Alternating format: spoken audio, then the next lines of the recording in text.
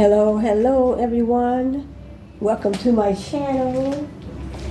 Welcome to my channel. Welcome to my channel right here on YouTube. Shirley's channel, Chatter. I have 3 channels here on YouTube, so this video right here will be going into one of those channels. So I am Shirley, and I do have 3 channels here on YouTube, and all 3 of them will be geared toward business, accounting, law. So business, accounting, law, and marketing, advertising, promoting, trademarks, patent, copyright, intellectual property law. And then also previously I did a video with a lot of different law terms.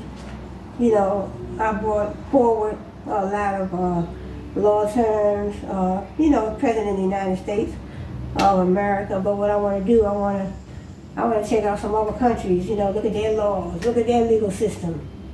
Look at their legal system, like Nigeria, Canada, different places, Europe, Asia, just around the world. I want to see what their legal system is like, and I want to look at some different laws. I want to see what laws they have in their country or their state. What laws they have that we don't have. So let me get started. And because in my previous video I talked about some of the United States laws, like civil litigation. Talked about civil litigation,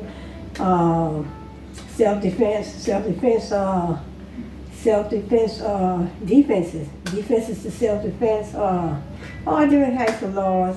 Probably check out my previous video. And so what I want to do, I want to look at some different laws in different countries and different states. So the first one I want to start out with is Nigeria.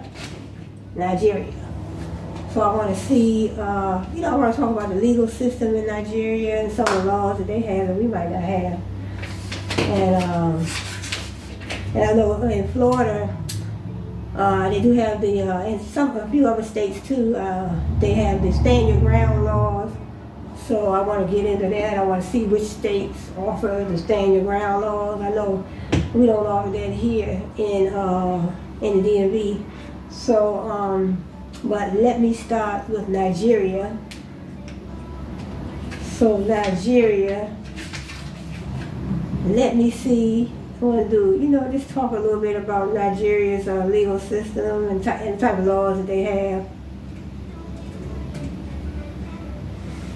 So that Nigeria, that's out of the country, across the water. So let me go in here. I want to type in Nigeria's legal system. Nigeria's legal system. So Nigeria, they do have their own constitution. The law, it said the law asks of regulatory agencies. Customary, they have an Islamic law, laws made by the Senate and federal legislature, like the State House of Assemblies, the House of Representatives, and the Senate, the Nigerian courts, and then they also have their own Supreme Court. So they're definitely separate from the United States. They are a country, so they do have their own constitution, just like every state in the United States has their own constitution as well. We also have that one large body of law that we all must abide by, in the United States. You have that constitution. So the United States of America constitution, and then we all have, each state has their own individual constitution.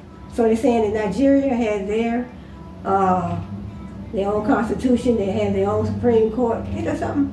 I just thought about this idea yesterday, and I said, let me see, let me check on some of the laws in some of these other countries and some of these other states.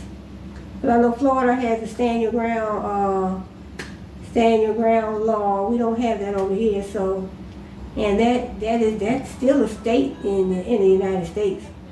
But so I'll get into that later. It says the Nigerian legal system, a brief overview. Civil actions, court prosecutions, and contracts form the basis on which the Nigerian legal system is built. The lawyers are the main interpreters of the laws to other Nigerians who do not have sufficient knowledge regarding the laws to enable personal interpretation. Same legal knowledge qualifies the lawyer to stand in for one as advocates in court. So lawyers stand in for you as an advocate for you. So you don't, in other words, you don't know as much about the law as a lawyer. But sometimes we can learn just as much about the law as a lawyer. All you do is you read and study just like you do anything else. Read and study and keep on studying, and that's why I took a couple law classes down Strand University. So I know, I know somewhat of some information on the law. United States legal system, the court system. And then it says, let me see. However, Nigerians should not depend only on lawyers to interpret and explain how the Nigerian legal system works. They too should seek personal information, that's what I'm saying, personal information and enlightenment to get themselves updated on the system of things. That's the same thing we should do over here. How is the Nigerian legal system structured? This write-up will seek to provide answer to that important question. With the information below, the reader will understand how the legal system in Nigeria works in layman's terms. Consequently, the common man on a Nigerian street can understand his or her obligations, duties, and civil rights even without any legal training. Sources of the Nigerian law. So in other words, they have, civil rights is a concern over there in Nigeria, in Nigeria just as it is in the United States. We all want to make sure we we want to make sure that our civil rights are not violated. So Nigerian laws are derived from a number of sources, and they are highlighted below. The Nigerian Constitution, that's where they get their laws from, just like us over here in the United States.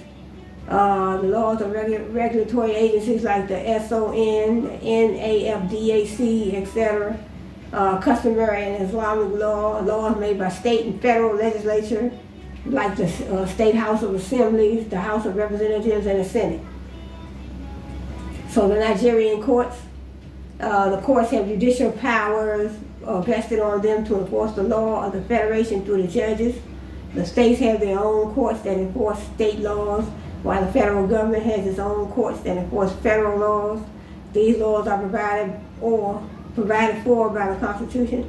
The courts of record in Nigeria are those courts that are established by the Nigerian Constitution for federal capital territory, state, and federation. The recognized courts in Nigeria are highlighted below. So the court system in Nigeria consists of the Supreme Court. They have, we have a Supreme Court. They have a Court of Appeals. We have a Court of Appeals. The Federal High Court, they have the High Court of States, the High Court of Federal Capital Territory. They have the Sharia, SHARIA, the Sharia Court. Then they have the Customary Court of Appeal, the Sharia and Customary Courts of Appeal. They have the Magistrate Court, so that's like the judges court, the Magistrate Court. So we don't have nothing called a magistrate court, but we do have judges. We have the judges that sit on the Supreme Court, but they have a Supreme Court too. I don't know if we have a magistrate court or not. Never heard of that, but I know the magistrate is the judge. It says the courts are independent and they have the purpose of interpreting the law.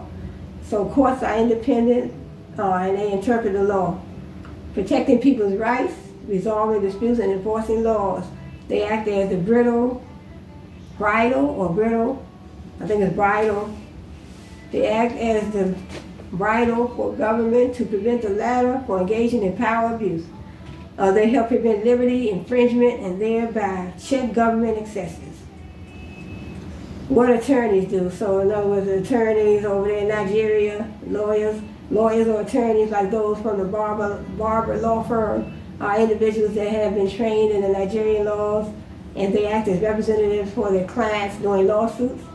The attorney is bound to act within the ambit of the law to provide all possible services to his or her client, no matter the severity of the case brought against him or the type of case he is filing against someone else. The client should see the attorney as a confidant, and the attorney is bound by professional ethics to keep everything the client reveals to him or her as a secret. So, in other words, like you have, you have the attorney-client privilege. So in other words, you're supposed to, everything you find out from your client, or if you're a lawyer over here in Nigeria, you have to keep everything private. Everything's supposed to be a secret. So it said him or her as a secret. So everything the client reveals to him or her, keep it as a secret. Everyone ever charged with any crime has the right to an attorney according to the Nigerian law. They have a right to an attorney. So 9 times out of 10, see, I heard the country over there is very poor, so I don't know if they have the pro bono lawyers or not, but it says everyone ever charged with any crime has a right to an attorney according to the Nigerian law. The effort of the Nigerian courts to proffer solution to various legal issues in the country is however affecting certain evolutions and changes in the Nigerian legal system. So that's it. So let me see if anything else. I assume they probably will have to, because I have some friends over there in Nigeria, and they said they have to pay for everything. In a hospital, if they have to go into my friend, his father's in a hospital now, and they have to pay for their own food in the hospital. They don't have no medical insurance like we do over here in the United States. But they have to pay for their hospital stay, and they have to pay for the food, their own food. They have to provide their own food while they are in the hospital. So, and it's, when you think about the system that we have over here, we know that we are definitely blessed. So when he told me that, because his brother was like, look, they the system over there is, the economy is not well flourished like the United States. So they have to pay for their own food while they're in the hospital. And I'm like, wow, that's something. I just said, that's the way it is. But let me see, let me type in, does Nigerians have to pay for, does Nigerians have to pay for their lawyers? It says cash before treatment. Yeah. Cash before treatment in these Nigerian hospitals. Because that's what my friend says, that, you have to pay before you even treated at a hospital. And I see we have a different system over here. Cash before treatment in Nigerian hospitals. Doctors, lawyers, other Nigerians react. So they have to probably pay for the lawyers too. So 9 times out of 10, they have to pay for the, the hospital doctor's visits.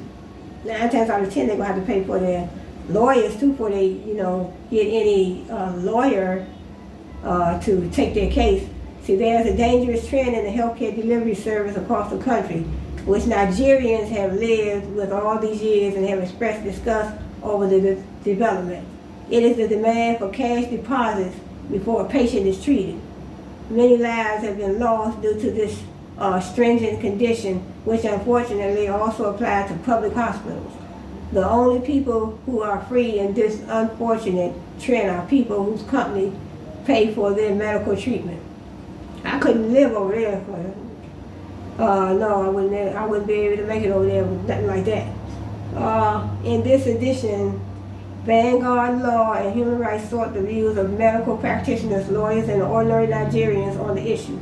While the medical practitioners justified this phenomenon, lawyers and others condemned it. But all those who spoke insisted that government must be held responsible for the trend for failing to provide an effective healthcare system for the citizenry.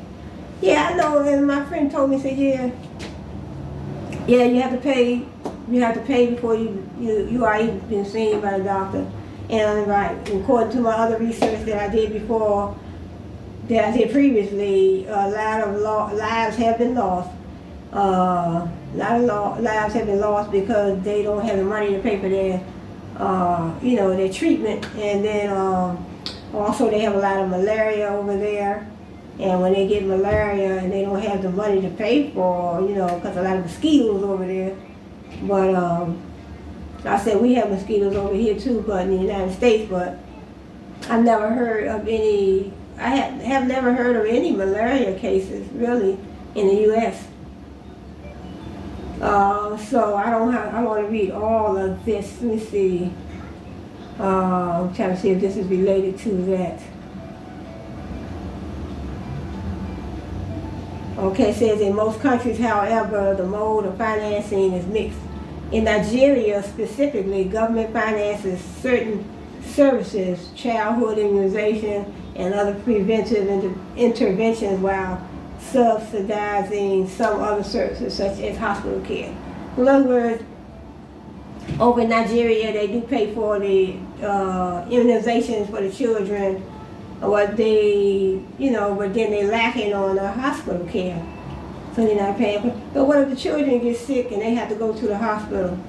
Then but they do pay for it. It says they pay for the immunizations. In many developed countries, governments and citizens have adopted different forms of health insurance to protect the citizens against catastrophic expenditure for health.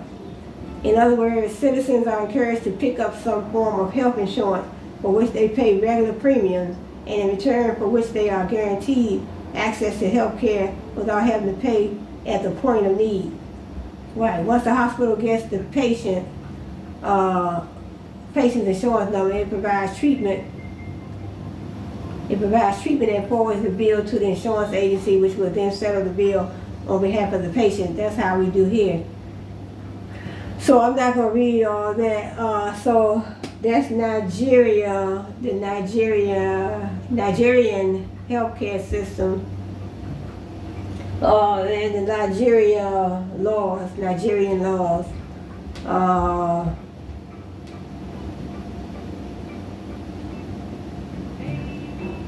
So let me see if I can find out about the civil laws. Civil laws in Nigeria. Civil laws in Nigeria. Look. Wikipedia. Okay. The law of Nigeria consists of courts, offenses, and various types of laws. Nigeria has its own constitution, as I read previously, which was established May 29, 1999. So they just getting their constitution in 1999, Nigeria. The Constitution of Nigeria is the supreme law of the country. There are 4 district legal systems in Nigeria, which include English law, common law, customary law. We do have common law, because I read about that in one of my law books too, about the common law and English law. They have the common law, English law, customary law, Sharia law. English law in Nigeria is derived from the colonial Nigeria, while common law is a development from its post-colonial independence. Customary law is derived from indigenous traditional norms and practices, including the dispute resolution meetings of pre-colonial Yoruba land secret societies. And then it says the Sharia law used to be used only in northern Nigeria, where Islam is the predominant religion. It is also being used in Lagos State, Oyo State, Kwara State, Ogun State, and Osun State by Muslims. The country has a judicial branch the highest court of which is the Supreme Court of Nigeria. So we have a Supreme Court of the United States as well. So they have a Supreme Court. Just think about that. That's something to know. The Nigerian Criminal Code is currently Chapter 77 of Laws of the Federation of Nigeria, 1990. It applies only to the southern Christian-dominated states since 1963. It derives from the British Colonial Code introduced by High Commissioner Frederick Lugard, 1st Baron Lugard, in 1904. It became the Criminal Code of 1916, and it was included as Chapter 42 in the 1958 edition of the Laws of Federation of Nigeria. Until 1959, it only applied to the northern states of Nigeria, but since 1963, it only applies to the southern states of Nigeria. The Nigerian Penal Code, also known as the Penal Code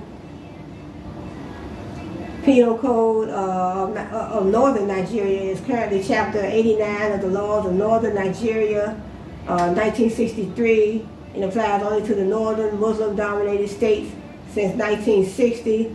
It was originally introduced on September 30th, 1960, derived from the Sudanese Penal Code, which in turn was derived from the Indian Penal Code. So they have a Nigerian Penal Code, and in different years, and the laws changed in different years. So it says the Nigerian Criminal Code is currently Chapter 77 of Laws of the Federation of Nigeria in 1990. I guess they would you out to have, somewhere where you can look up those laws in the Nigerian Criminal Code.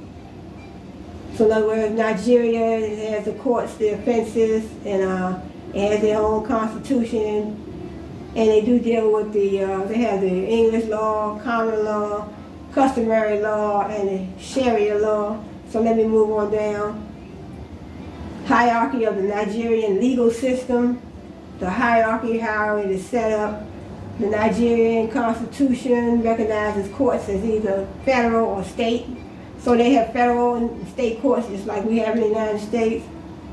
Primary difference between both is that the president appoints justices, judges to federal courts, while state governors appoint judges to state courts. So I think we have the president appoints our judges. The president of the United States appoints our judges, but in Nigeria, they said the primary difference between both is that the president appoints the judges in the federal court, but the governor appoints the judges in the state courts. So that's the Nigerian. That's according to the Nigerian legal system. And it said the federal courts are the Supreme Court, the Court of Appeal, and the Federal High Court. It say in the state courts include the High Court of a state, the Customary Court of Appeal of a state, and the Sharia Court of Appeal of a state. So they have a Sharia Court of Appeal of a state, and then each of the states is constitutionally allowed to have all of these courts. So each of the states in Nigeria, they're allowed to have all the courts. However, the predominantly Muslim northern states tend to have Sharia courts rather than customary courts. The predominantly Christian southern states tend to have customary courts and not Sharia courts. Due to the fact that the Nigerian capital is not a state, so the Nigerian capital is not a state, it has no governor. Its courts that are equivalent to the state courts have their judges appointed by the president and are thus federal courts. The FCT courts are the High Court of the FCT, the Customary Court of Appeal of the FCT, and the Sharia Court of Appeal of the FCT. So they have one Supreme Court, they have the Supreme Court, and they have the Court of Appeal. So the Supreme Court of Nigerians is the highest court of Nigeria. It's based in the capital, Abuja. Supreme Court is mainly a court of appellate jurisdiction. and is the final appeal court in the country. It also has original jurisdiction in state versus state and state versus federal government cases. The Supreme Court is headed by a Chief Justice who is assisted by other justices. The appointment of the Chief Justice and Justices requires confirmation by the presiding Senate. Then we have the Court of Appeal. The next highest court is the Court of Appeal. So they have the Supreme Court, Court of Appeal, and the Court of Appeal is in Abuja. So Supreme Court is the highest court in Nigeria and is based in the capital. Okay, so the Supreme Court is based in Abuja, and the Court of Appeals is in Abuja. So that's in Nigeria.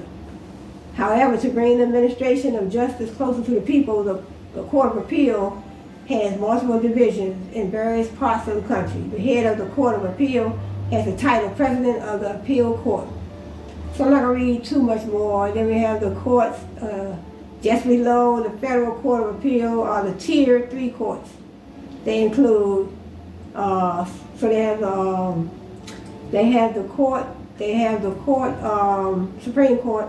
They have the Supreme Court, then they have the Court of Appeal, and then they have the 3-tier courts, which are the Federal High Court, the Customary Court of Appeals of a state, and the Sharia Court of Appeals. I would have to write some of this stuff down in order to, keep it in my memory.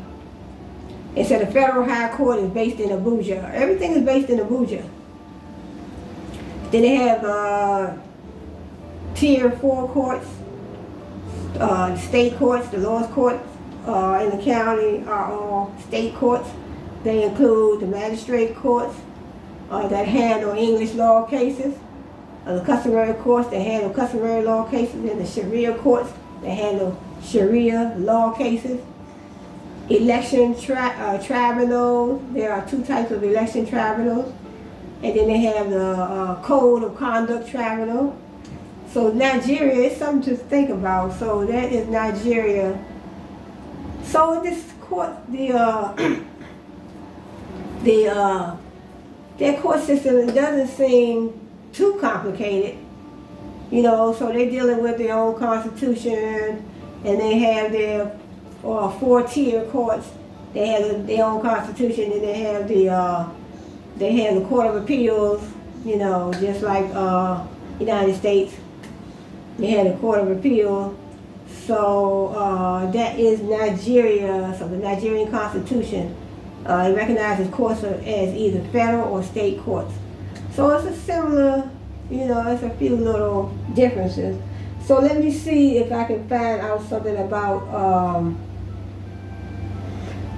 let me go to Japan. Let me see if I can find something on Japan's legal system.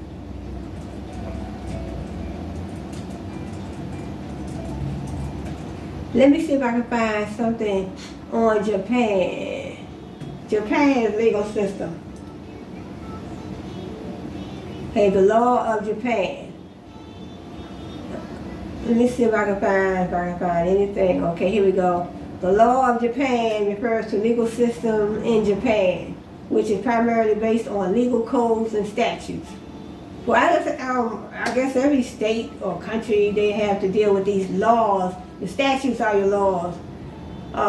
Based on legal codes and statutes with precedents also playing an important role. Yeah, precedents, those important cases that you could follow, looking at the rule of law in those precedent cases.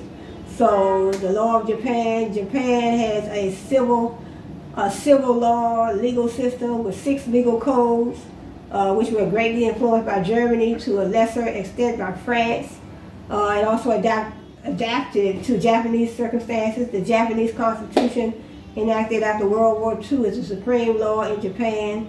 So the Japanese Constitution. So in other words, they have a constitution just like Nigeria. Nigeria has their own constitution. Over here in the United States, we all have our own constitution. So and then it says, an independent judiciary has the power to review laws and government acts for constitutionality.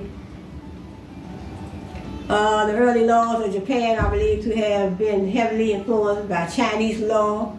Little is known about Japanese law prior to the 7th century when the writ serial was developed and codified. Before Chinese characters were adopted and adapted by the Japanese had no known writing system with which to record their history. Then it said Chinese characters. They were known to the Japanese in earlier countries, but the process of assimilation of these characters into their indigenous language system took place in the 3rd century.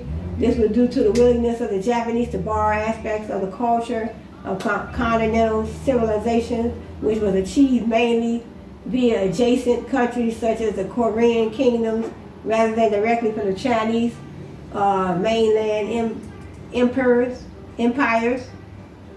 Two of the most significant systems of human philosophy and religion, Confucianism and Buddhism, were officially transplanted in 284 to 285, 522 AD respectively, and became deeply acculturated into indigenous Japanese thought and ethics. So let me see what else they got. They go in, I'm looking at the legal system, and it goes into a whole lot of other stuff. Okay, let me see. So I'm looking at the law of Japan. It says modern developments in Japanese law today. So legal reforms after the Meiji Restoration. Major reforms in Japanese law took place with the fall of the Tokugawa shogunate in the late 1800s. At the beginning of the Meiji era, 1868 to 1912, the Japanese populace and politicians quickly accepted the need to import Western legal system as part of the modernization effort, leading to a rather smooth transition into law. Under the influence of Western ideas, the emperor proclaimed in 1881 that a nation diet would be established. And the first Japanese constitution was granted to the subjects by the emperor in 1889. So in Nigeria, they had their first constitution in 1999, but in Japanese culture, they were granted their first constitution in 1889. Okay, let me see. With the government and the new constitution, so they got the new constitution and they had their government in place, Japan began to systematically reform the legal system. Reforms had two goals in mind. First, to consolidate power under the new imperial government. Second, to modernize the legal system and establish enough credibility to abolish unequal treaties signed with Western governments. So they wanted to get rid of, they had their new constitution at the time when they, received their new constitution, 1889. Then they started to change a lot of laws, a lot of things, the way government had been ran. The early modernization of Japanese law was primarily based on European civil law systems and to a lesser extent English and American common law elements. Okay, so it says, I don't want to read too much, I try to find the most important. Let me see, this is a whole lot to read. Japanese law post-World War II. After the Second World War, Allied military forces supervised and controlled the Japanese government. Japanese law underwent major reform under the guidance and direction of occupation authorities. American law was the strongest influence, at times replacing it at times overlaid onto existing rules and structures. The Constitution, criminal procedure, and the labor law are crucial for the protection of human rights, and corporate law was substantially revised.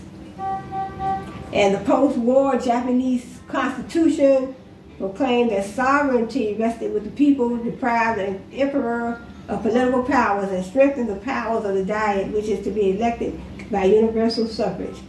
And the Constitution also renounced war, introduced a Bill of Rights, it introduced a Bill of Rights and authorized judicial review.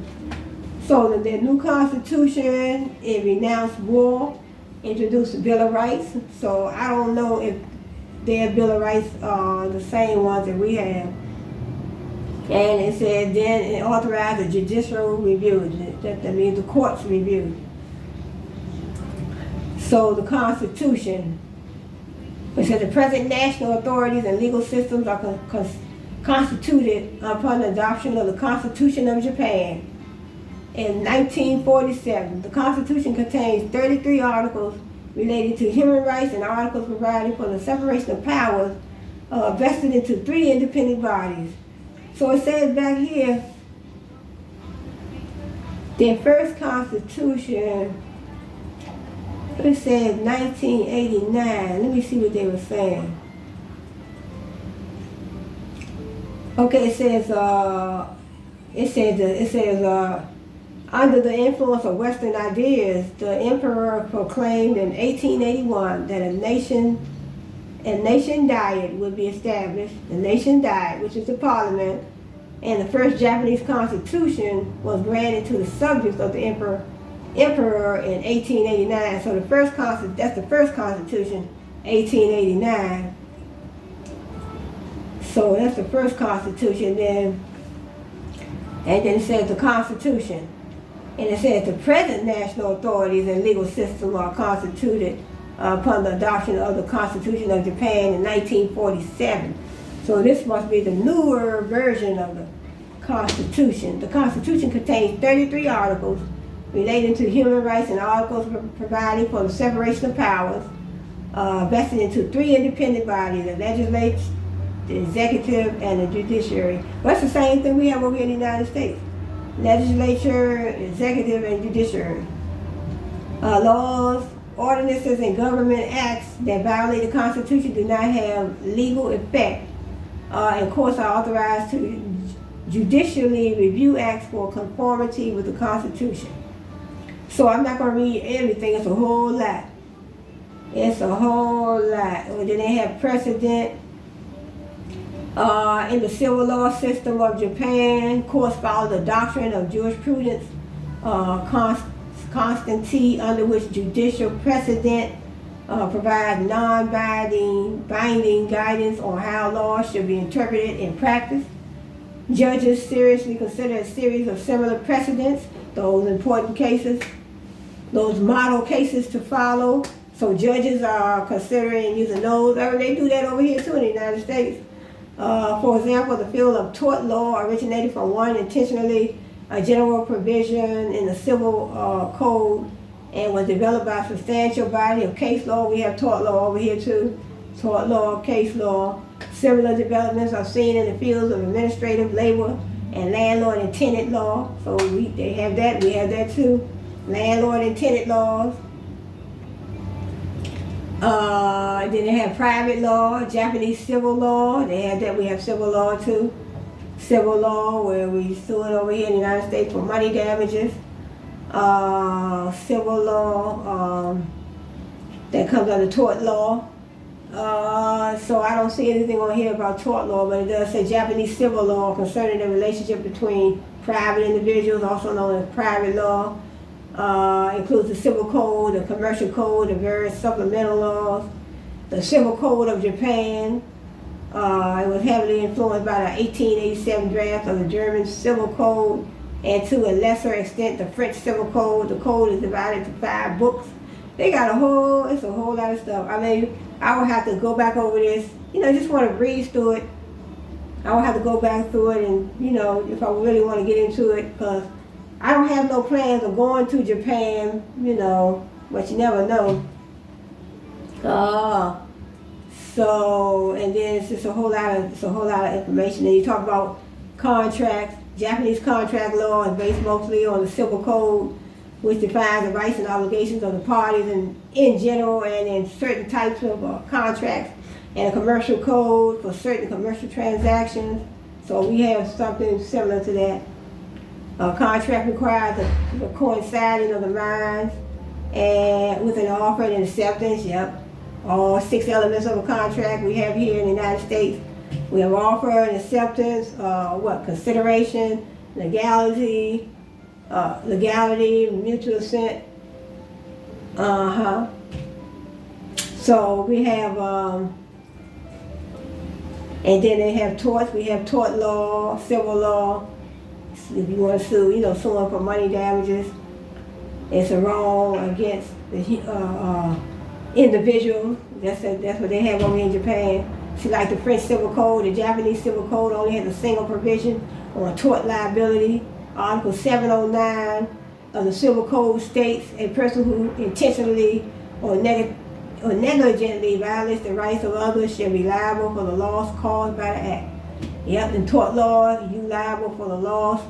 So in the United States, you can sue for money damages. So you can put the tortfeasor will have to pay. If they are required to pay money damages, so the money damages will put the injured party back in the state that they were in before that, before they were hurt, before the assault and battery or whatever tort they were accused of. Property law is outlined in Book 2 of the Civil Code. Real rights concern the rights of a person over a thing, a right in rem rather than in personam. Real rights can be claimed over an object against all other persons, in contrast to contractual rights, which can only be claimed against specific parties. So I think then they also have civil procedure, corporate law, Japanese company law. It was separated from the commercial code in 2005. And they have intellectual property law, Japanese copyright law, family law in Japan. So, and then I can click on that. Then they got employment law, Japanese labor law. It's a whole lot. I'll go back another day and read this. Well, they do have Japanese family law where I can click on that, but I'm not gonna go into all that. Then we have criminal law, the criminal justice system of Japan. I'm going to click on that. Criminal justice system of Japan. See, within the criminal justice system of Japan, I get so intrigued, I could just be researching for hours. There is this 3 basic features that characterize its operations. First, the institutions, police, government prosecutors, prosecutors' offices, courts, and correctional organs maintain close and corporate relations with each other, consulting frequently on how best to accomplish the shared goals of limiting and controlling crime. So that's the criminal justice system in Japan. So you can always read up more on this Japan's criminal justice system, but it's a lot. I'll go back over there another time. I don't want to make my video too long. So I did Nigeria, I did Japan. Let me try Jamaica. This is best to do, I guess, when you get ready to travel somewhere, wherever you about to travel. This is the time. Then you can look it up, because there's so many, because it'd be too much to do it all in one. I mean, you have to do a little bit at a time. So Jamaica, the criminal justice of Jamaica. See, the criminal justice system of Jamaica, so let me see what they're saying. Monarchy, judicial of Jamaica. It says, excluding grave offenses, the petty sessions are held under justices of the peace, power to hear minor. Let me click on judiciary. Here, okay, I got it.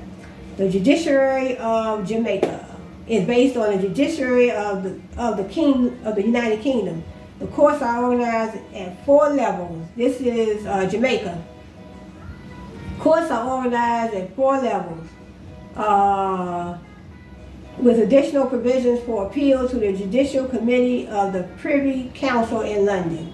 The Court of Appeals is the highest appellate court. So the Court of Appeals. So we have a Court of Appeals in the United States as well. It says that the Supreme Court has unlimited jurisdiction in all cases and sits as a circuit court to try criminal cases. So we have a Supreme Court, they have a Supreme Court.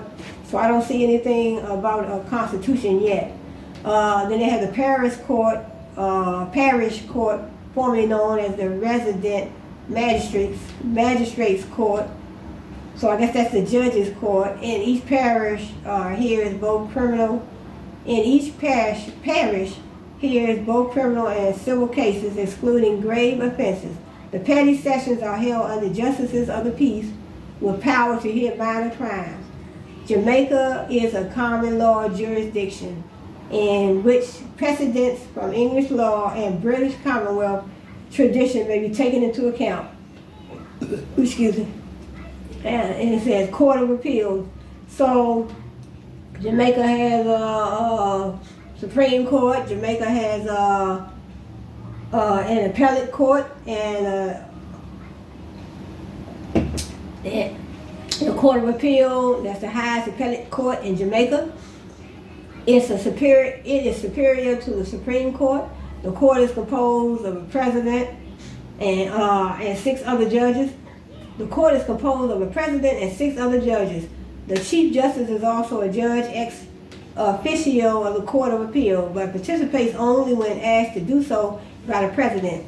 Although the Court of Appeal is the highest court in Jamaica, its judgments may themselves be appealed to the King and Council, in which case they are heard by the Judicial Committee of the Privy Council in London. In May 2015, the House of Representatives approved with the necessary 2/3 majority bills to end legal appeals to the Judicial Committee of the Privy Council and make the Caribbean Court of Justice as Jamaica's final court of appeal. So they voted through the House of Representatives in 2015 to make the Judicial Committee of the Privy Council, and they wanted to make the Caribbean Court of Justice as Jamaica's final court of appeal. And then they have Supreme Court, they have the parish courts, they have the petty sessions, Caribbean Court justices.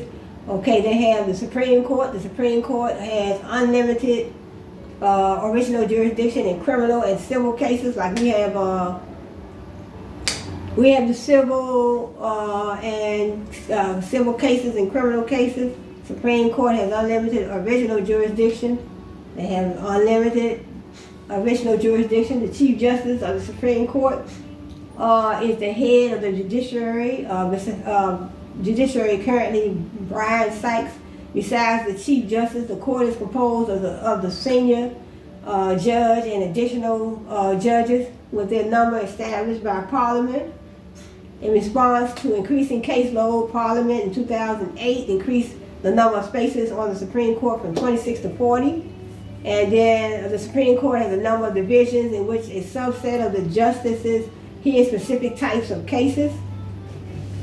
So the Supreme Court has a number of divisions where they hear specific types of cases. The Circuit Court is a division of criminal cases, holding sessions in the individual parishes. The Justices of the Peace Appeals Act states that the Circuit Court for every parish in this island shall be the appeal court for matters arising in every such parish. And then they have the parish courts. Let me see what those are. Each parish has a parish court with power to hear civil and criminal matters. So they have some courts called the parish, but we don't have nothing like that. But we call ours the lower courts, the higher courts, the lower courts. We have the Supreme Court. We have the Court of Appeals, but they have, I guess, their lower courts are called the parish courts, because they said these parish court, the parish court with power, they have a power to hear the civil and criminal matters. So we call ours the lower courts. Court of, then we have a court of special jurisdiction. We have different ones too, but they have the petty sessions. I think that's it. So let me check out one more. Let me look at the legal system in Cuba, and I wanted to do Canada too. So let me check the ones I did. I did Nigeria and Japan and Jamaica. Let me do the legal system. Let me see the legal system in Cuba. The legal system in Cuba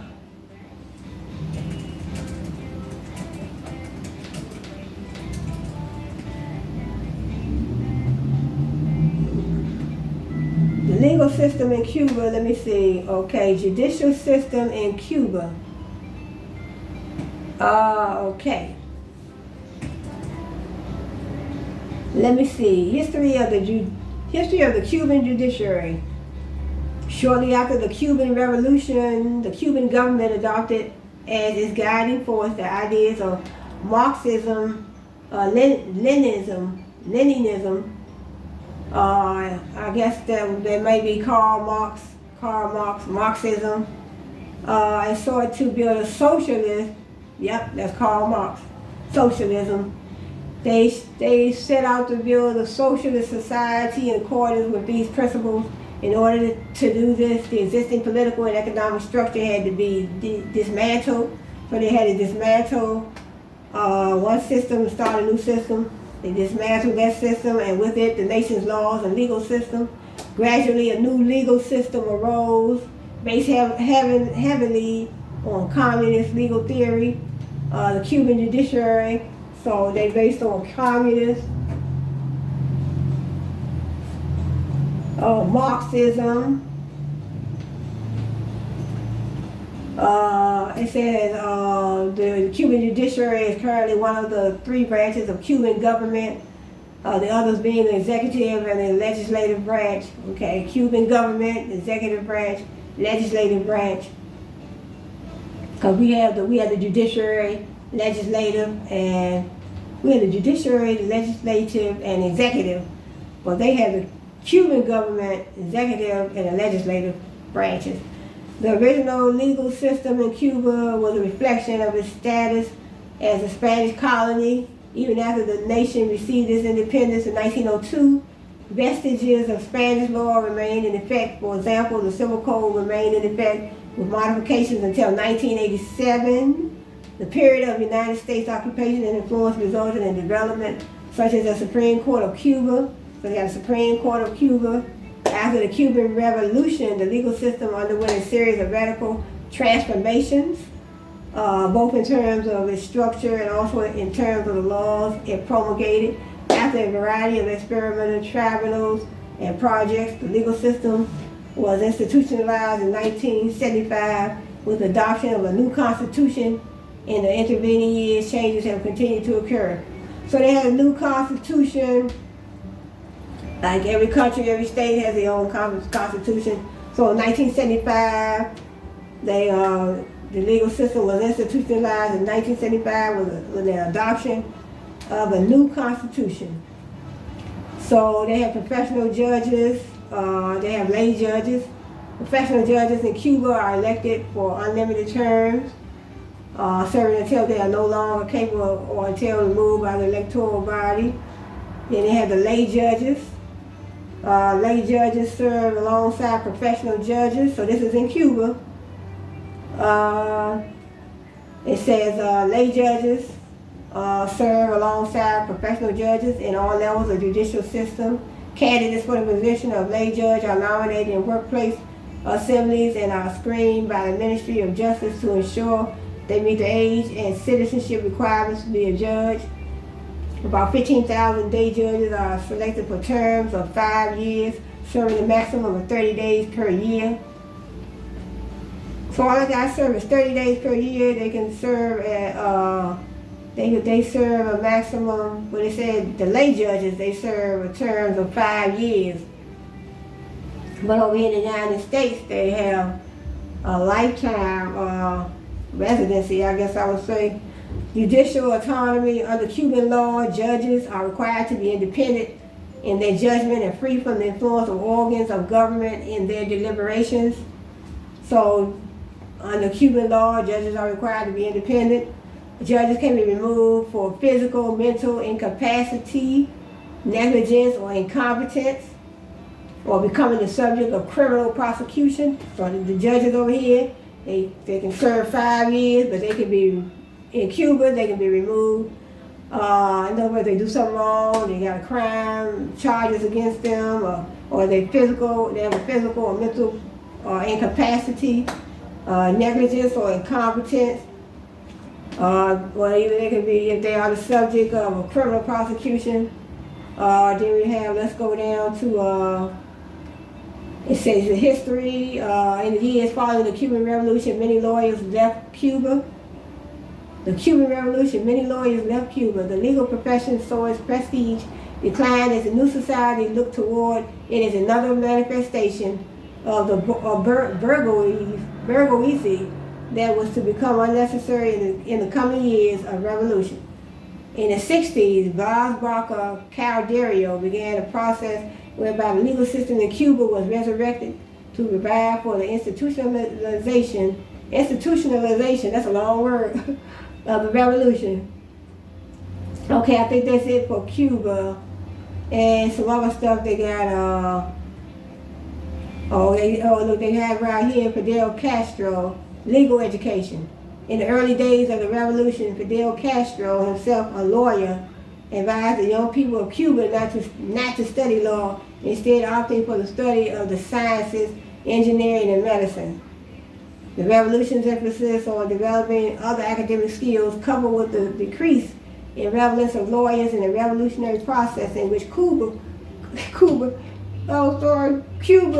was engaged in the early 1960s.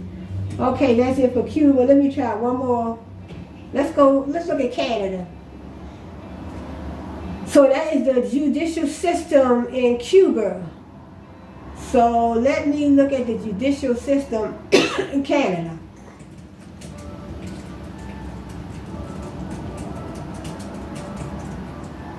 Let me look at the judicial system in Canada. So this is Wikipedia that I'm finding all these. They're easier to find here. Court system of Canada. So let me click on, I did Cuba. Let me put Canada up here. Next time I'll look up some more stuff, some more different ones like Florida, Europe, Alabama, Georgia, different states. Okay, the court system of Canada. The court system of Canada forms the country's judiciary, formerly known as the King of the Bench, which interprets the law and is made up of many courts differing in levels of legal superiority and separated by jurisdiction. Some of the courts are federal in nature, while others are provincial or territorial. Okay, the Constitution of Canada. So Canada has a constitution. Nigeria has a constitution. Cuba, did I read Cuba has a constitution? No, I don't think I did. I know Nigeria has a constitution. I read. Japan has a constitution. We all, the United States, they have their separate constitution. But it does say Canada. The Constitution of Canada gives the federal government the exclusive right to legislate criminal law, while the provinces have exclusive control over much of the civil law. The provinces have jurisdiction over the administration of justice in their territory. Almost all cases, whether criminal or civil, are heard in provincially or territorially established courts. The quite small system of federal courts only hears cases concerned with matters which are under exclusive federal control, such as federal taxation, federal administrative agencies, intellectual property, some portions of competition law, and certain aspects of national security. Competition law, that would be another one that I can look up. I did provide some, I provided some different areas of law yesterday.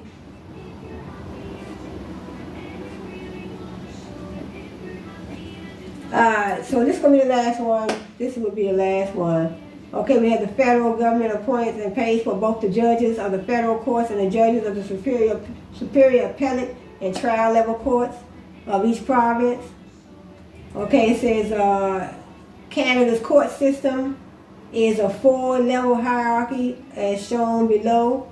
So the Canada's court system, they have the provincial courts, superior courts, then they have the Supreme Court of Canada, and then they have courts of the provinces and territories. So provincial and territorial superior trial courts. So let me see, they have a lot of courts. Let me see.